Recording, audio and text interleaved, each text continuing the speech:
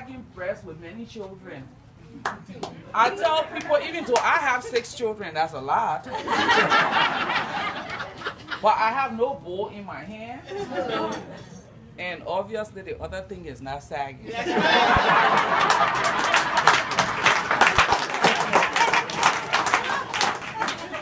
Anyway, tomorrow I'll be very formal and nice. And trust me, I didn't drink any wine.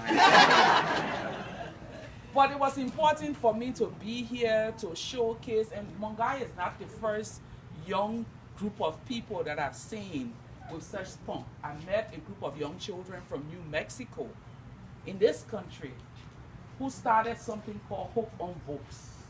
And these were 8 and 9 years old who told me we were sick and tired of our governor saying, if you didn't read up to a class, you'd be left behind. And there were no books put into any public spaces. So they decided to put books into hospitals and supermarkets and everywhere.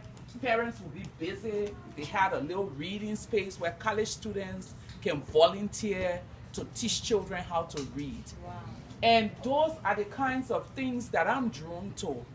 Because there's a lot, this prize has a lot of euphoria about it. And I tell people it is a tool. It is not an object to use for yourself. God, for me personally, God chose to give it to me from a humble background for me to use helping people like Mongai achieve what he had planted in their lives. So being here is very important, not just to celebrate Mongai, but to also validate what she's doing. I will borrow from my friend Jusu, who drove me from the airport. He said he believed firmly that God plants angels in different spots in the form of humans to make the lives of others better. And I believe it, that Mongai is one of those angels that he's dropped in this community and said, go out there and do your thing.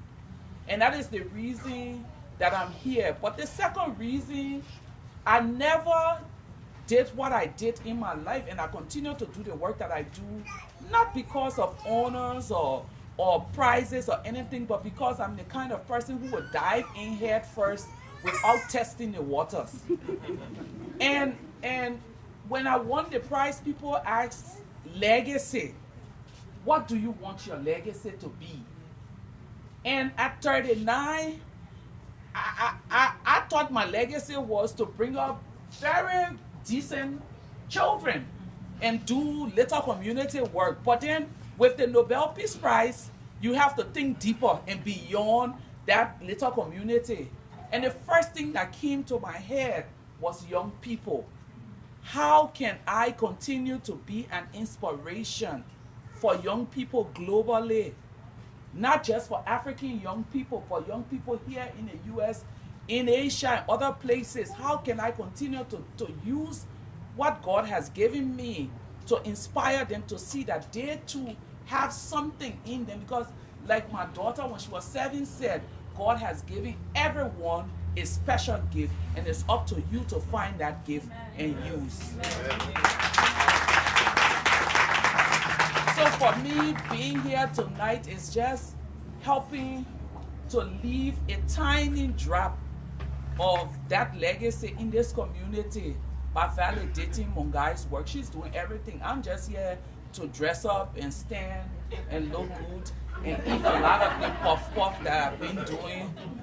But she has a lot to do, but I'm truly honored, and I want to say to her mother, thank you for being there and walking with your child. It is not an easy thing for the child to be in the spotlight and the mother in the back doing all of the work. But this is where you find yourself, and you have a special place in heaven for that. But also to this community, community of Cameroonians and other Africans, let me tell you a story about your country. I refuse to go back to Cameroon.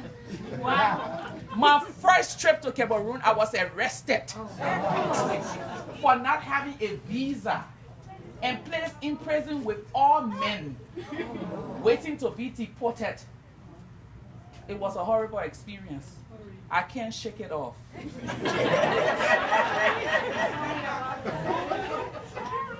But life, and I will conclude on this, is a full circle. I had one bad experience with Cameroon, and God has taken me around almost 20 years and brought me to Little Cameroon to have one of the best experiences of my life.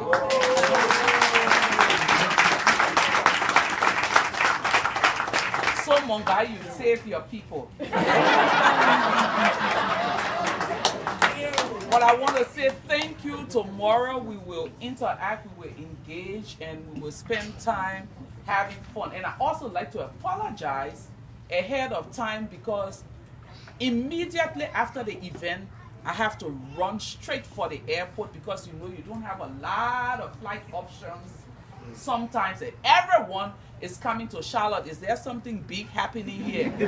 But to get a flight is really difficult, and if you miss it, you miss it. So I apologize in advance, but I know tomorrow will be great. And the young woman, for me, it will be there with us, and I just want to say we'll have a blast tomorrow. And when it comes to Q&A tomorrow, ask me anything, including about my love life.